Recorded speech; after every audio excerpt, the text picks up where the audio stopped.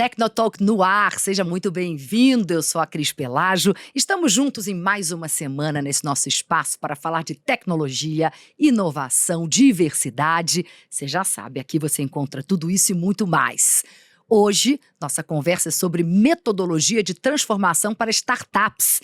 Um papo sobre ferramentas e inovações que podem ajudar no desenvolvimento do seu negócio.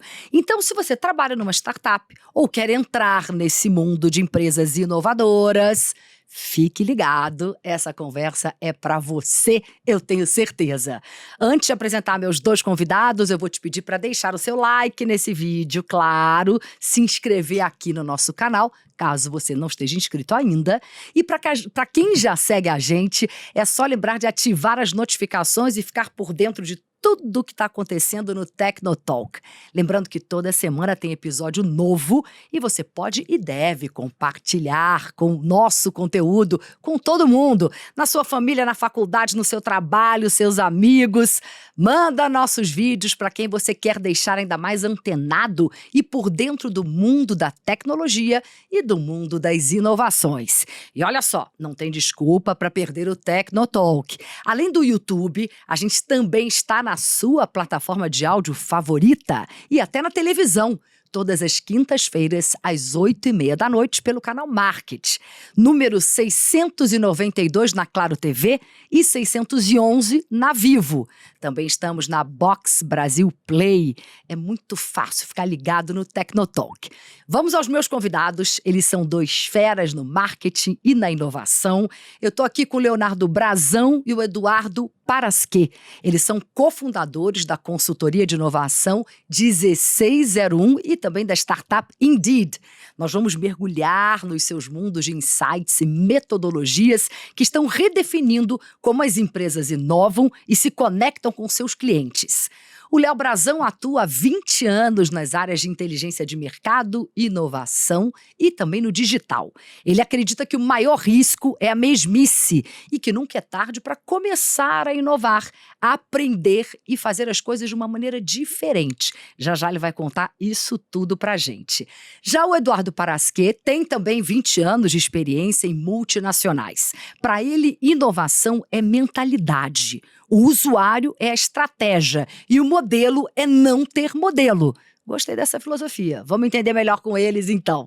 Muito prazer estar aqui com vocês dois. Muito obrigada de verdade. Quero que vocês comecem me contando como vocês entraram nesse mundo das startups e como vocês enxergam esse mercado hoje. Podem escolher quem quer começar. Bora lá. Opa! Por favor. Vamos lá. Bom, Cris, prazer enorme estar com você hoje aqui no Tecnotalk. Bom, acho que essa a nossa estrada aí, né, como você comentou, a gente já tem aí bastante experiência em multinacionais, seguindo carreira corporativa. E aí, em 2019, que a gente acaba... enfim, é um projeto que a gente já namorava há muito tempo aí, entendendo alguns movimentos de mercado. E aí... O Edu, né, numa carreira mais ligada à tecnologia, eu uma carreira mais focada em varejo, mas a gente se conectando muito por inovação, e aí é onde a gente acaba identificando oportunidade dentro do mercado, justamente por procurar um tipo de serviço que a gente consumia, mas que não vinha no formato que a gente esperava, né? Enfim, muita coisa bacana vindo do mercado, mas demandando muito ajuste depois dentro de casa. Então a gente falou, pô, será que se a gente não aproveita essa nossa experiência, né? A forma como a gente faz negócio, desenvolve inovação, e se a gente oferecer aquilo que a gente gostaria, né, de consumir como cliente final, será que não tem calor, não tem mercado? E aí a gente decide ali... Em geral, as startups surgem assim, né? Surgem assim. São assim, as dores que eu estou sentindo, como resolvê-las, como sanar aquela dor. Exato, e aí até uma brincadeira, né? Na ocasião eu estava como head de inovação e digital da Blooming Brands, que é a marca que tem o Outback no Brasil, né? Aquela rede de restaurantes. E aí a gente falou, pô, Edu, se a gente está fazendo inovação, né? Mentalidade digital para vender chopp e costela em última instância, porque dá para aplicar em qualquer coisa. Então, tá vendendo costela. Tá vendendo costela com mentalidade digital. Então aí, né, o insight por trás de dizer, pô, então bora pro mercado com um formato digital, ágil, com bastante foco em mentalidade de transformação e oferecer isso para os nossos, né, clientes. E aí, logo de saída, já foi um sucesso aí. A gente está desde 2019, né, nessa empreitada, e já nasceram surgiram vários filhotes aí dessa junção. Né? Vamos falar sobre tudo isso. Agora, como é que vocês enxergam esse mercado hoje? O mercado de inovação hoje, ele é para todas as empresas, né? A gente sabe que a empresa que não inova hoje, ela está fora do jogo. Ela precisa estar o tempo inteiro entendendo as dores dos seus consumidores, entendendo o mercado, entendendo como ela pode se desromper, né? A gente usa esse nome de uma maneira muito banal hoje em dia, porque ela está aplicada para tudo, mas como que ela se destrói, né? Como que ela olha para ela mesma e fala, quem é que vai me destruir? Deixa eu me destruir antes, que era uma mentalidade que a gente vê aí nas histórias todas aí do mitológico Steve Jobs, né? Ele falava, tá vendo aquela empresa ali na frente? Aquela ali é para destruir essa aqui, só que ela é nossa, né? Então, um mercado que precisa hoje, cada vez mais, a gente vê um reflexo de pandemia. No meio da pandemia, as empresas descobriram que não sabiam inovar direito, que não estavam preparadas. Vocês abriram a 1601 um pouco antes da pandemia. Um pouco antes da pandemia. 4 aí meses veio a antes. pandemia. Aí veio a pandemia. Uau. E então aí? foi um super desafio, porque a gente começou estourando, então aplicando aquilo que a gente acreditava, né? Porque no final do dia, a dor que a gente tinha ao abrir era uma dor como cliente. Então a gente sentava no outro lado da mesa, né, pedia serviços e o que vinha pra gente do mercado, apesar de ter coisas boas, obviamente, mas vinham projetos caros, que chegava ali, quem apresentava era um VP, um presidente da empresa, depois ele sumia. A execução do projeto era feita por alguém júnior e a gente tinha que corrigir muita coisa. A gente falou, cara, tem um espaço muito legal aí, né? E a gente começou a estourar quando a gente abriu. A gente abriu, começou a fazer vários projetos, veio a pandemia. A gente tinha 14 projetos já nas áreas de compras das empresas Em andamento, em negociação, que foram completamente cancelados. E a gente falou, o que a gente vai fazer agora se a gente trabalha com inovação? As empresas agora tendo que literalmente recorrer a resultados de curtíssimo prazo, né? Olhar para a margem na pandemia, porque todos os volumes de venda e resultados caíram. E a gente teve que se reinventar, né? A gente, acho que desde 2019, a gente quase faliu umas 3 vezes, assim, mas como normal, empreendedor. Isso é histórico de startup, né? É histórico. Mas aí a gente vai aprendendo a se adaptar, que acho que é uma grande característica de startups e de empresas, né? Hoje em dia, quem continua evoluindo, olha para dentro, o que tá bom continua, o que tá ruim mata, né? E se adapta para você poder sobreviver. O que, pode complementar, mas eu já queria que vocês explicassem melhor o que faz a 1601. Qual é a dor que vocês sanam? Vamos lá.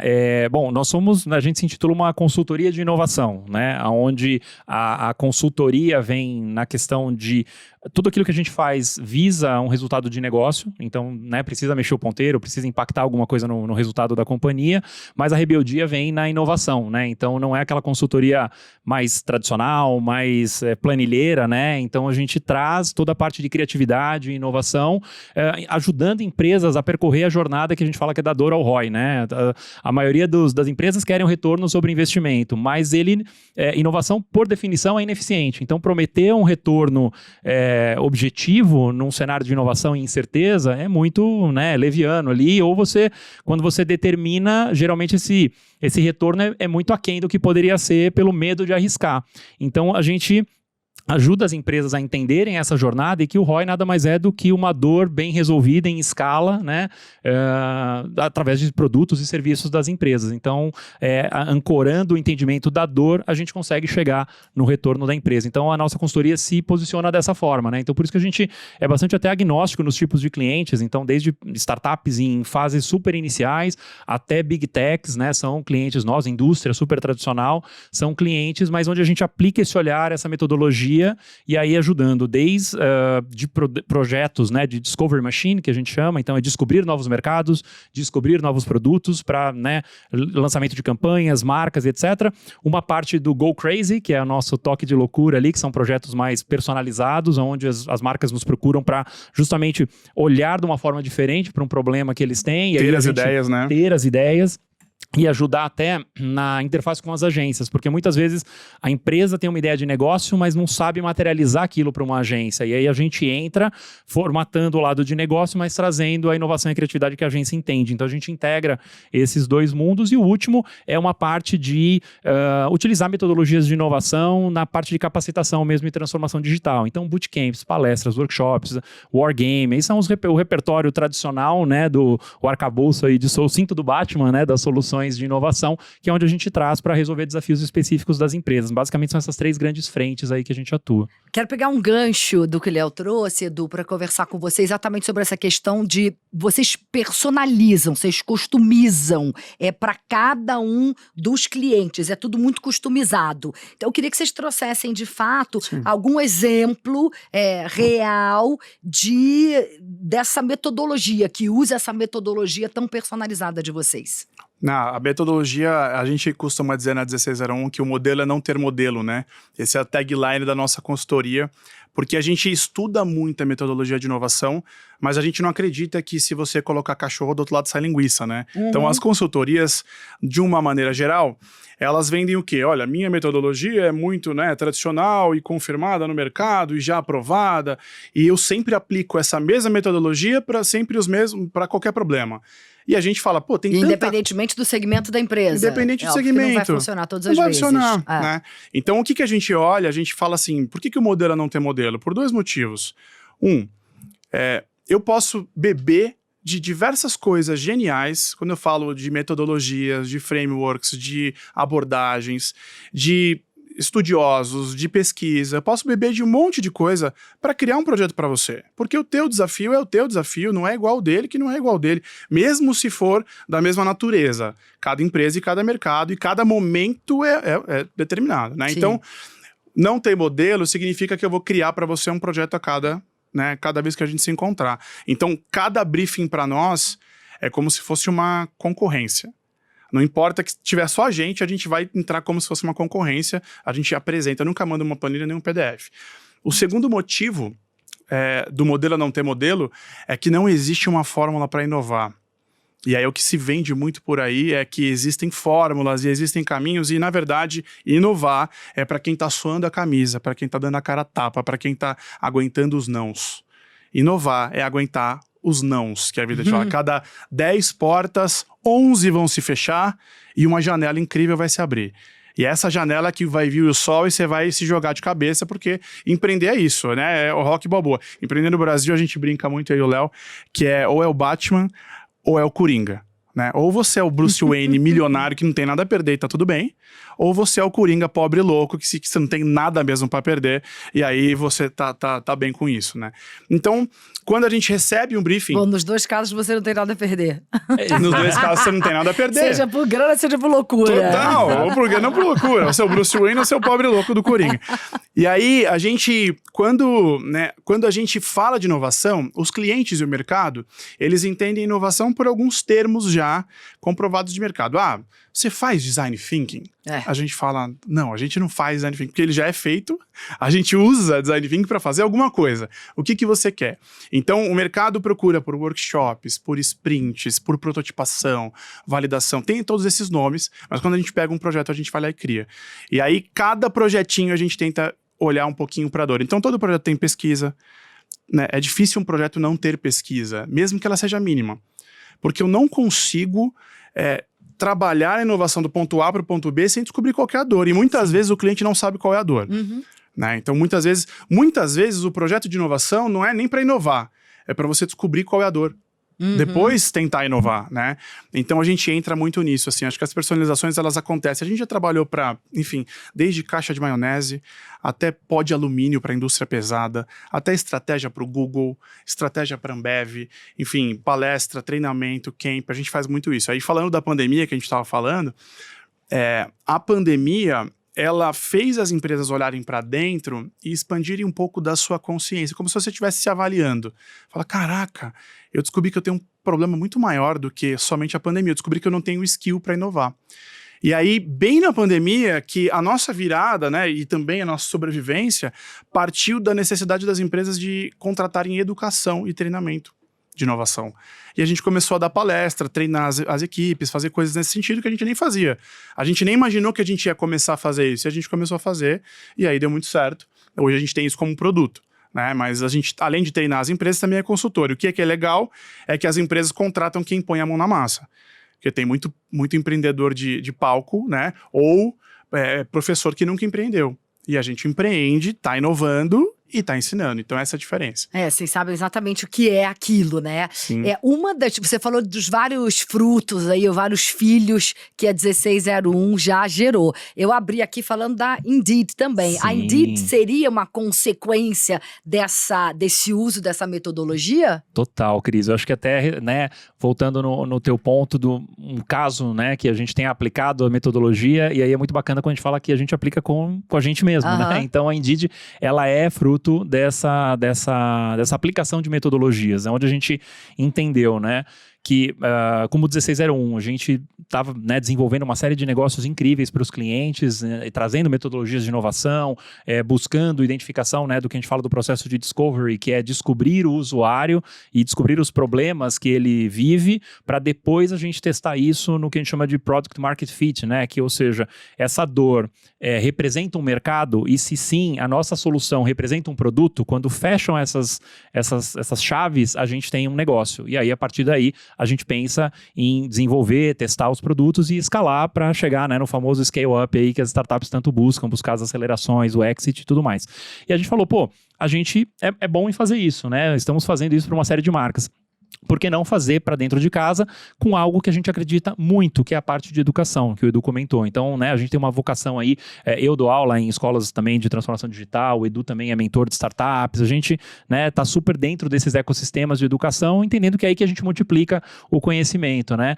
E aí surgiu a ideia de testar a metodologia. Então, vamos buscar o que são dores de alunos hoje, entendendo que educação é um problema super complexo no mundo e no Brasil, né, em especial. Muitas vezes o acesso à educação de qualidade fica comprometido por questões, né, de verba mesmo, e aí a gente acaba muito dependente de programas governamentais e que algumas vezes são insuficientes. A gente tem ali uma massa de potenciais estudantes privados da educação por não ter recursos, ou porque tem que começar a trabalhar muito cedo e por aí vai. E aí a gente foi mergulhar nessas dores, né, utilizando metodologias de inovação, entrevistas com alunos, enfim, a gente vai fazer até alguns outros grupos novos agora, com uma turma de Heliópolis, muito legal na semana que vem, com a Unas, enfim, para identificar, aprofundar mais essas dores. Mas nesse mapeamento a gente identificou que realmente a questão de, eu estou fazendo uma faculdade, primeiro é super difícil fazer e conseguir me bancar. Depois, muitas vezes eu só rimo de família, eu preciso largar a faculdade para contribuir em casa. E aí eu não tenho dinheiro para as duas coisas e eu acabo me perdendo nessa jornada. E aí, ainda que eu tenha passado por tudo isso, no final do dia, eu ainda tenho dificuldade de me inserir no mercado de trabalho porque eu não tenho experiência. Porque eu eu fui telemarketing ao invés de ser agrônomo como eu estava me formando para ser, porque eu precisava pagar a conta em casa. Então a gente falou, tem uma dor aqui, como que isso acontece nas empresas? Aí a gente foi para o outro lado, fomos ouvir as empresas e instituições de ensino. E a gente descobriu que esse reflexo, essa quebra do fluxo dos alunos impacta em inadimplência e depois evasão escolar dentro das universidades, e no mercado de trabalho é uma carência, uma dificuldade de achar talentos e de se conectar também com uma questão até de propósito, uma vontade das empresas de falar, se eu pudesse fazer algo, né, para melhorar essa situação. Muitas delas têm braços filantrópicos, ESG e tal, mas queria ter uma atuação mais direta. E aí a gente conectou tudo, falou, então cabe aqui um business. E aí nasce a Indeed, que ela é uma plataforma, né, a maior, a gente, né, sem falsa modéstia, a gente quer fazer com que a comunidade, né, ou seja, integrar esse ecossistema, resolva o déficit de educação no Brasil e no mundo. Então, integrando essas pontas, onde as empresas podem fornecer missões para esses alunos, e aí, através da realização dessas missões nas suas áreas de especialidade, missões de educação e impacto, né, restritas aqui, esses alunos são remunerados. Então, ele consegue uma renda extra, né, vamos dizer assim, fazendo parte desse ecossistema, e ter as suas experiências profissionais que são cobradas lá na frente.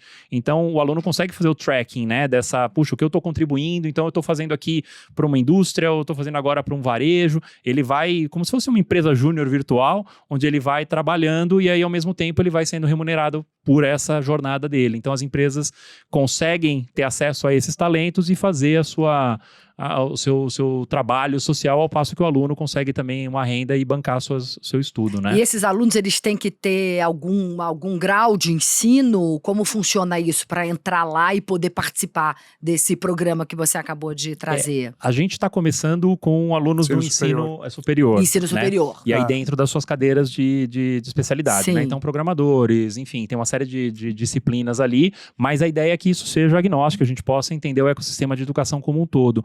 Mas por que de tudo isso, né? No fundo, no final, né, a gente vai falar do fundo, mas o que acontece? Essa é uma grande plataforma que vai gerar essa experiência, vai gerar renda e vai gerar essa conexão entre empresas e alunos. Mas nosso compromisso como Indeed, por isso que a gente acredita nesse ecossistema resolvendo um problema, é que parte dessa renda a gente vai reverter isso para um fundo de endowment, e aí este fundo sim vai, através dos seus rendimentos, distribuir novas bolsas de estudo e novas bolsas de pesquisa científica para segurar legal. o pesquisador brasileiro aqui, produzindo pesquisa de Que qualidade. a gente tem uma fuga aí de Uma cabeças, fuga, tem né? uma De evasão, mão de né? obra, uma evasão enorme. Uma evasão enorme. A gente acabou de falar hoje de manhã, né? Casos, tipo, né, incríveis sobre isso. E jogar mais alunos no ensino formal. Então, é um ciclo virtuoso que a gente está construindo usando dessas metodologias de inovação para criar, numa mão, um negócio e na outra, uma alavanca de transformação e impacto, né? Então, aplicando essa abordagem. E tem uma parte, assim, que a gente tem que colocar na mesa, que é como anda a educação no Brasil, né? A gente está em índices, assim, horríveis pelo país que a gente é, pela economia que a gente tem. 21% só das pessoas no Brasil têm ensino superior. A gente investe, em 2022, só 1,3% do PIB, quando, na verdade, países de primeiro mundo estão investindo acima de 4%, a Costa Rica investe 6%. Então, a gente, da maneira como a gente vem se estruturando, como o governo trata a educação, e não só o governo brasileiro, mas onde a gente tem chapa, onde a gente tem governos chapistas, o orçamento ele é feito de 4 em 4 anos, para que você consiga, dali, criar alguma estrutura para a educação, e depois daquilo lá, não sei se vai ser esse partido ou se vai ser outro partido, eu vou embora, né? Agora imagina, se a gente tivesse um fundo de endowment da educação que nunca foi mexido há 100 anos, isso acontecendo, como seria? A gente já teria uma possibilidade de subsidiar toda a educação no Brasil, é isso que a gente quer fazer. Talvez daqui a 50 anos, a gente fez umas contas, umas estimativas, que a gente alcançaria o governo na distribuição de bolsas, o Ministério da Educação. A gente distribuiria a mesma quantidade de bolsas superiores do que o governo. Talvez eu não esteja vivo, mas minha filha a gente não vai estar para ver, mas... Não esteja vivo, mas minha filha vai estar aqui para ver isso. Ótimo. E aí a gente tem esse intuito, assim. Então, de uma maneira bem simples, o que a gente faz é simplificar como que os próprios alunos e as escolas e as empresas, elas podem subsidiar a educação. Porque, imagina um Tinder do trabalho do aluno. Você vai lá e fala, essa missão aqui é para mim, essa não é. Essa aqui eu vou resolver. Eu ganho dinheiro. Então, uma empresa vai lá, carrega uma carteira, ela vai lá e fala assim, eu quero colocar 100 mil reais aqui. Legal. Ela carrega a carteira dela virtual. Aí ela fala, que missões você vai colocar? Pode ser qualquer tipo de missão. Vou dar um exemplo. Eu vou colocar porque eu quero que você crie um programa para o Tecnotalk apoiar as lideranças negras. Então, crie o melhor programa para a gente. Beleza, uma missão. Os alunos que criarem esse programa vão ganhar um dinheiro. Aí eu posso pôr regras, lá vai ter uma série de coisas para você fazer. Quem foi o melhor, ou só de ter participado já ganha. Mas, de uma maneira geral, o aluno participa e faz. Isso vai ser para qualquer tipo de curso. Então, eu posso ter missões de agrônomo, por exemplo, de um enfermeiro, de uma pesquisa, de administração. Posso fazer qualquer coisa. Coloquei ali, o aluno resolveu. Depois, a empresa, ela vai ter quem são os talentos que mais fizeram, quem mais se engajou. Então, isso, de uma maneira geral, ela democratiza também a participação, porque hoje em dia você tem muitas empresas que ainda fazem seleção de pessoas para estágio ou trainee ou qualquer coisa baseado nas faculdades. Isso ainda existe, é antigo, mas existe. Então, você não tem a oportunidade de uma pessoa participar. Aí você vai procurar emprego quando você é jovem. Ainda existe muito. Muito. E aí você é jovem, você quer fazer... Eu sou bom, cara. Eu sou inteligente. Eu estudo numa faculdade um pouco mais simples, mas eu sou inteligente. Me dá uma oportunidade. Eu não tô ali na Faria Lima, mas me dá uma oportunidade de eu fazer um trabalho. E aí ela vai fazer um trabalho e vai ser real. Então, diferente do que a gente... LinkedIn é uma plataforma que eu amo muito, tô lá e acho que ela tem um papel incrível. Mas o que se coloca lá, você não tem efetivamente uma comprovação do que tá lá, né? Aqui a gente vai ter. Porque a empresa pode avaliar o aluno e o aluno pode avaliar a empresa, né? Então, você dá uma oportunidade muito grande de uma gama gigantesca. Professores vão poder colocar missões. Empresas diferentes vão poder fazer repasse de bolsa, né? A gente está agora em fase de MVP, né? Então a gente está numa validação já com clientes. Explica para as pessoas que é MVP, que tem gente que não sabe. Produto mínimo, né, mais valioso, assim, que a gente puder, né, o minimum viable product, né, o produto mínimo viável, né, que a gente está colocando ali, ou seja, é a primeira versão que você tem para colocar algo na rua e testar. E a gente já testou e funcionou, e a gente está agora com um cliente pagante, que é o PTI, né, o Parque Tecnológico de Itaipu. Inclusive a gente está incubado lá por eles, a gente entrou no programa, está super crescendo. E aí, quando a gente começa a fazer esses tipos de programa com esses clientes, a gente começa a entender que as dores são diferentes. O cliente às vezes quer repassar uma bolsa que ele tem, então, por exemplo, o PTI tem bolsas para repassar de programas que... Imagina você repassar a bolsa para 800 alunos, fazer o pagamento na mão e recibos de pagamento, ou seja, você tem uma burocracia de DP, né, o antigo departamento pessoal, muito grande. Eles utilizavam de 5 a 8 pessoas para fazer isso só para o repasse de bolsa, e agora vai ser automático. Então você pode fazer, e você tem tracking disso, você consegue rastrear o que está acontecendo. Então pode ser, por exemplo, o governo poderia repassar todas as bolsas deles em missões por ali, né? Então tem muita aplicação, mas o mais legal é isso, é que a gente resolve uma dor, que ela é uma dor de todos esses stakeholders, né? Da empresa, porque ela consegue ver os talentos, falar com o jovem, e ela consegue se conectar de uma maneira diferente para posicionamento genuíno de ESG mesmo, fazer coisas reais para a educação. A instituição de ensino, ela trabalha a evasão escolar, ela trabalha uma remuneração, ela trabalha o engajamento do aluno, que são as maiores dores desses caras, né? E o aluno, oportunidade e renda. Sem dúvida. Né? Então, esse que a gente tem feito e tá um sucesso. Agora a gente está em rodada, temos o prazer e a honra de falar que a gente chegou nessa etapa de rodada de captação.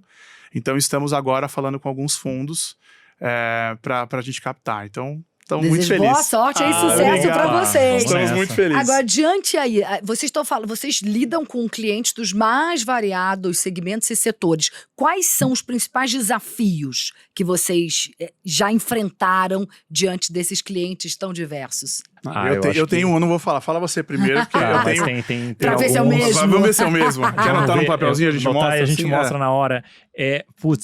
São alguns desafios, né? Principalmente, e aí talvez dê para separar em algumas categorias, né? Tem desde empresas que são já super consolidadas e de uma história, né, incrível de sucesso, mas que precisam se reinventar. E aí é muito difícil você trazer uma nova abordagem para uma empresa que fala, bom, mas eu tô aqui há 180 anos, eu sou muito bem sucedida. E time que tá ganhando não se mexe. Exatamente.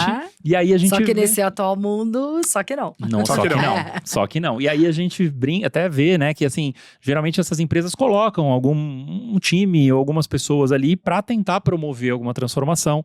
E aí a gente até brinca, né, são os William Wallace da inovação, né? Tá lá de um lado 2, 3 escoceses contra 10 mil ingleses do outro lado, que é tentar mudar a cultura de uma empresa. Então, acho que o maior desafio é cultural, né? Primeiro, por isso que a gente aborda muito, né, a tríade, né? Cultura, estrutura e estratégia, né? Dizendo que as empresas querem ter uma estratégia orientada ao consumidor, moderna, atendendo dores, mas ela só vai conseguir isso se ela tiver uma cultura de colaboração, uma cultura de transformação, empoderamento das equipes, experimentação e erro, que é uma coisa que as empresas são avessas ao erro, porque erro é prejuízo. Então é como converto o erro em aprendizado e geralmente você tem essa cultura... Essa cultura não floresce num ambiente de comando e controle. E geralmente você tem comando e controle quando as estruturas são silóticas, que a gente chama, né? São separadas. Eu sou marketing, eu vou disputar recursos com compras, que vou disputar recursos com... enfim. E aí vira essa disputa e a informação não flui e tudo mais. Então, quando a gente tem isso, são nessas barreiras ali que a gente tenta destravar crescimento, né? E aí a gente chegou a histórias até engraçadas, assim, até de ouvir clientes que nos contrataram, assim, enfim, coisas interessantes, mas que a gente recebe até um briefing de, olha...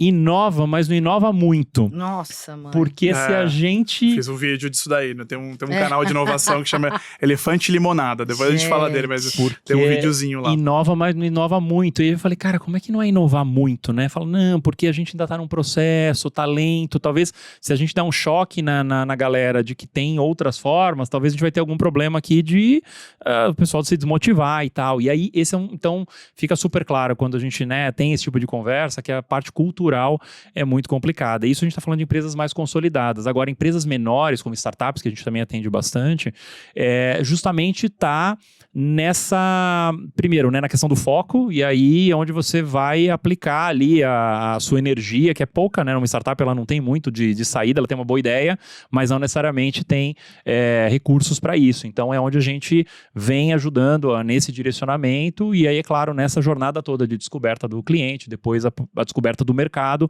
para a estruturação da empresa, né? Então o nível de maturidade da empresa impacta nos desafios, né? Então, Edu, quero te ouvir.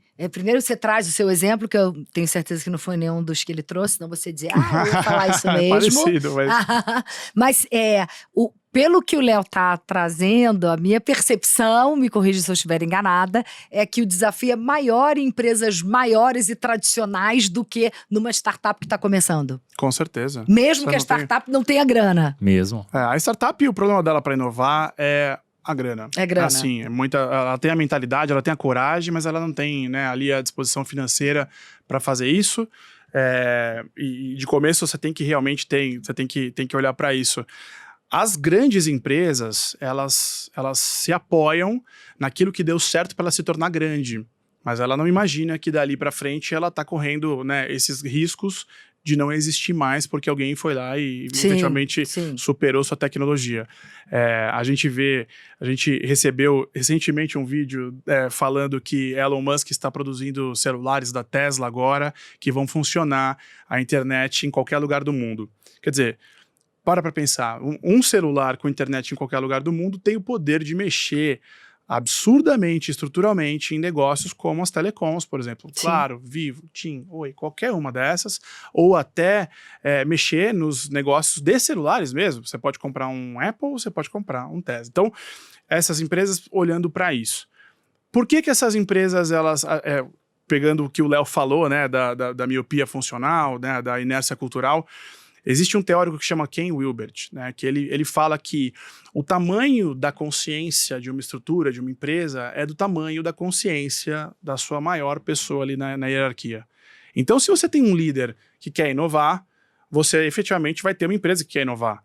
Se você tem alguém que quer correr risco, e assim vai. Então, a cultura passa de cima para baixo. Se ela passar de baixo para cima, ela é motim, né? Não é o que a gente... Sim. Então, a gente enfrenta muito isso nas empresas.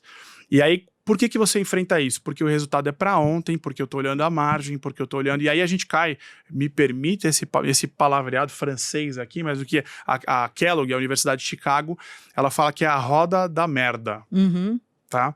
Por quê? Eu não inovo por quê? Porque eu não tenho dinheiro, não vou gastar com isso. Né? Eu não tenho margem para isso. Se eu não inovo, eu não me diferencio. Certo? Sim, então, claro. Se eu não me diferencio, eu me torno igual, e um igual vira commodity. Como que as pessoas compram commodity? Uhum. Negociando preço. Se negociam preço comigo, eu vou ter que fazer o quê? Sangrar para diminuir minha margem. Então eu não posso cobrar mais caro, eu tenho que cobrar mais barato. E cobrando mais barato, eu tenho menos margem. Tendo menos margem, eu não consigo inovar de novo. Vou inovar.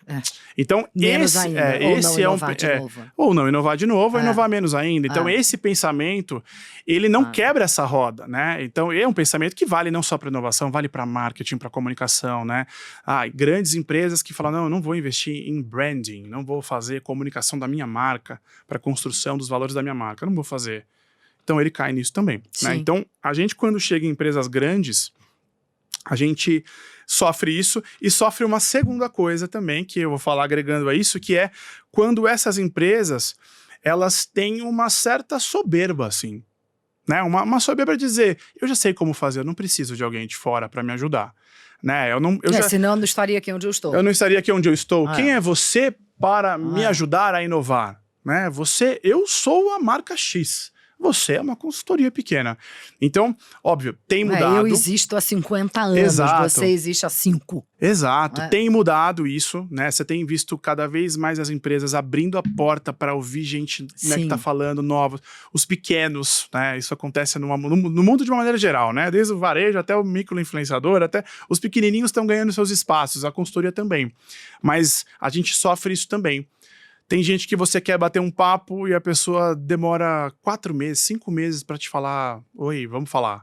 Eu não tive tempo para te atender. Então, eu não tive tempo por quê? Não tive tempo porque eu tô fazendo aquilo que me mandaram fazer, que é para ontem, que é para ganhar minha margem, que é para vender. Então, ela é estrutural, essa falta de mentalidade de inovação, ela é estrutural, mas ela geralmente vem do líder. Sem dúvida. Você dá um exemplo específico? Ou não? De cliente, você diz? Ó, não posso abrir. Não pode, né? Não posso abrir tem marcas. problema. Não posso abrir marcas. Mas a gente tem... eu vou te dar um exemplo que é interessante sem citar a marca, tá? A gente tem um produto nosso de educação que se chama Ítaca. Depois eu explico para você o porquê. Mas ele é um curso que a gente criou para mexer na mentalidade de líderes de empresas. Então, presidentes e vice-presidentes. Diretores quando a empresa é um pouco menor. Tá? Então, e ele é um curso porradeiro, que a gente chama. Que é, eu faço uma pergunta pra você ficar... caramba, tipo terapia. Sabe quando o terapeuta te bate assim e fala, caramba... Tipo o quê? Faz uma pergunta. Exato. Tipo dá um assim... exemplo. Um debate sobre o bônus é inimigo da inovação. Então tem um dos temas lá que fala que o bônus é inimigo. E aí tem toda uma teoria e todo um capítulo que a gente cria em torno disso, porque se eu tenho que bater bônus, eu não posso correr risco. Se eu não corro risco, eu não inovo, logo vou preservar meu bônus e dane-se a inovação. Não sei se eu tô aqui daqui 5 anos, então esse é um dos temas assim que são quentes. Aí, outra pergunta, quem é mais talentoso, você ou teu time? Aí o cara, se ele responder que é ele... Daí ele tem um problema também, né? Se ele responder que é o time... então assim, só que aí a pessoa fala, para eu responder que é meu time, eu tenho que largar meu ego de lado. E aí vai. Então, a gente estava aplicando esse curso, ele é um curso que vai no máximo para 6 pessoas das turmas, com o presidente e os VPs dessa empresa. E aí, falando um monte de coisa, curso pancadeiro ali, de repente ele falou, cara, a gente tem aqui na nossa plataforma um botão de cancelar, que, enfim, o time tá lutando um pouco com isso, mas tá lá e a gente não quer tirar, na verdade...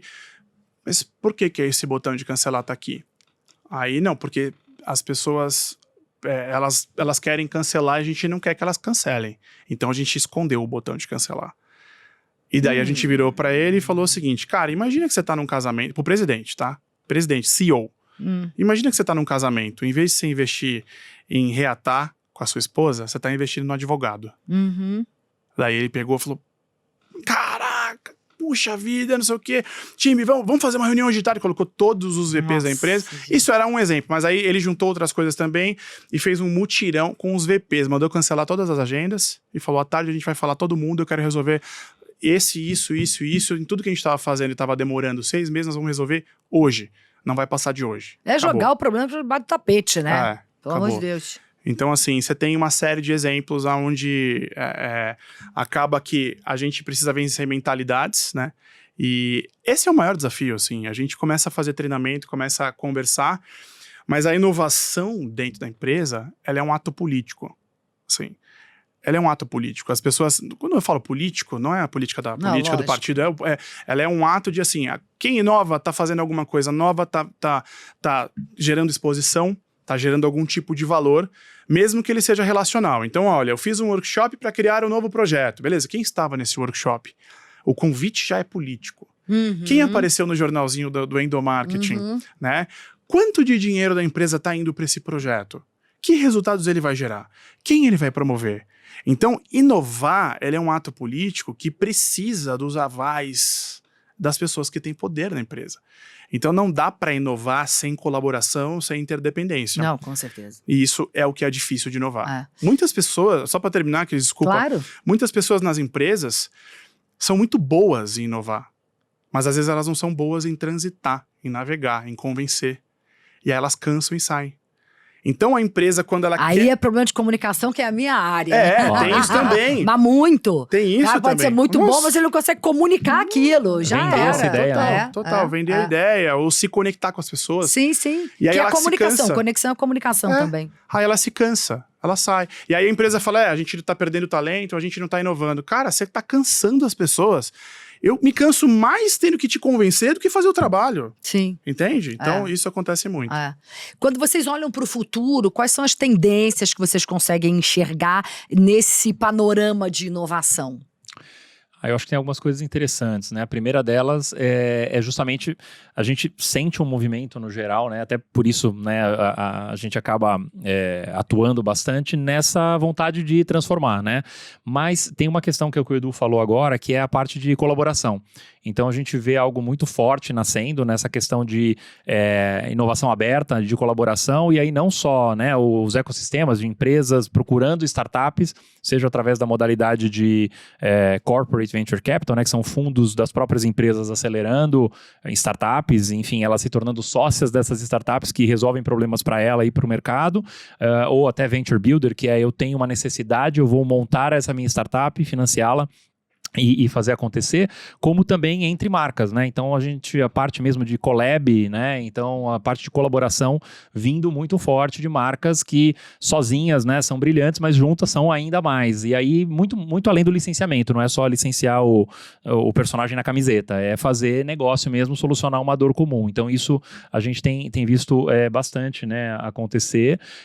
E essa questão de mentalidade orientada para o cliente, para o usuário, né? Muito se fala no discurso, mas ainda poucas fazem isso de uma maneira, né, estruturada e correta, né? Não correta, mas eu diria mais estruturada, de identificar o que no final do dia o cliente está tentando fazer, né? Quando ele compra um sabonete, né? Não é o que ele está tentando resolver com o sabonete, que o sabonete é a resolução, mas quando você leva isso para um outro nível, você acha outras formas de resolver aquele problema e a empresa poder atuar ali também. Então é mudando de produtos para serviços, né? A gente tem visto bastante, tem visto ali estão se entendendo entre varejo e indústria, né? A indústria tentando se aproximar do varejo, o varejo também tentando ser mais indústria. Então tem alguns movimentos interessantes aí no que diz respeito à inovação, né? Direcionando para produto, mas buscando entender mais o que esses usuários aí estão fazendo para resolver problemas e não vender produto, né? O produto é só a forma, é o desembarque exatamente da solução, né? Eu diria... É a última milha da história. Exatamente, é como você empacota aquilo, né? Eu diria, pegando o que o Léo falou, para mim, a grande chave de inovação de tendência, assim, que a gente tem, tirando a parte tecnológica, né? Sim, claro, assim, claro. Você tá do lado, coladinha com a tua amiga Fabi Raulino, que fala de IA, então não vamos falar sobre isso. Como ninguém, gênia.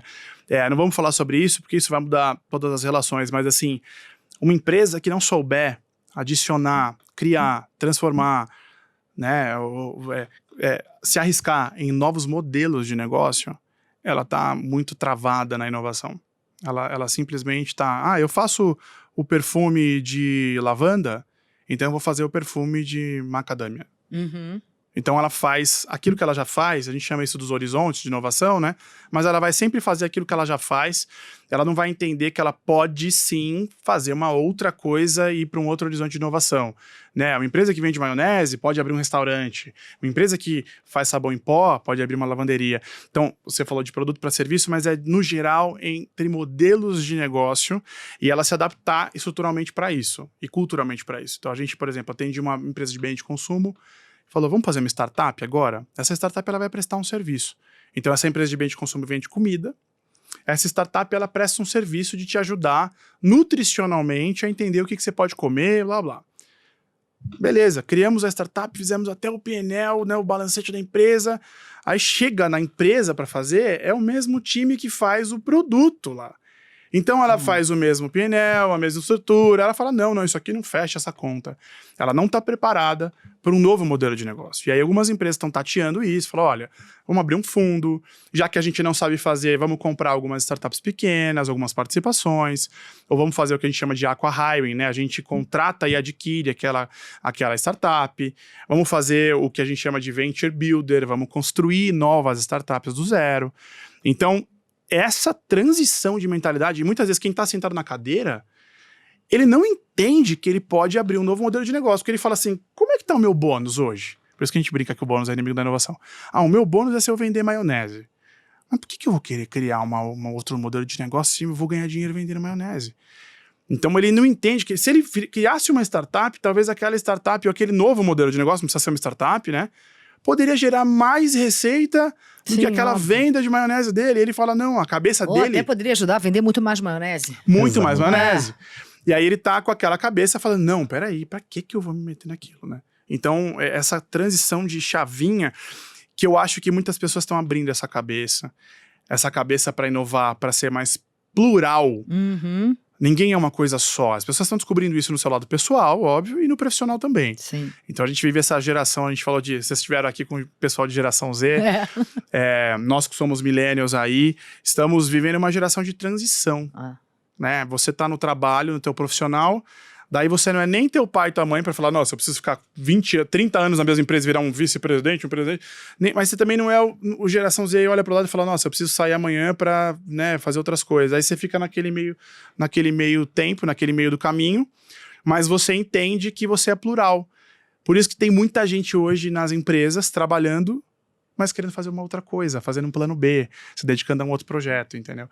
Então, agora, esse pensamento para tua cadeira também precisa existir. Hoje eu sou executivo de marketing desse banco, ou dessa indústria de bem de consumo. Mas aqui não pode ser plural? A gente não pode ser plural? A nossa marca não estende para lá? A gente tem elasticidade para fazer isso? Quanto que seria o business case para fazer tal coisa? Como é que a gente pode gerar dinheiro para isso? Nosso consumidor vai gostar? As grandes marcas do mundo já fizeram isso, fazem isso com maestria, né? Apple, Amazon, Nike, você vai pegar Red Bull, é uma grande, né? Então, assim, se as empresas não entenderem isso, que inovação é olhar para novos modelos de negócio, vai travar. Vai travar. Vai travar. Gente, muito obrigada. Passou voando. Super. Acabou. Pois é, acabou. Infelizmente. Super obrigada. Adorei a conversa com vocês. Obrigada de verdade. Uma delícia de conversa. E obrigada a você que nos acompanhou. Teve vários insights aí sobre modelos de negócio, inovação, startups. Tenho certeza que você adorou. Então, continua com a gente. Se você ainda não se inscreveu no canal, vai lá e se inscreve. Se você já se inscreveu, notificação, o sininho, para que você sempre saiba o conteúdo novo que a gente traz aqui toda semana. Muito obrigada, beijo pra vocês, ótima semana.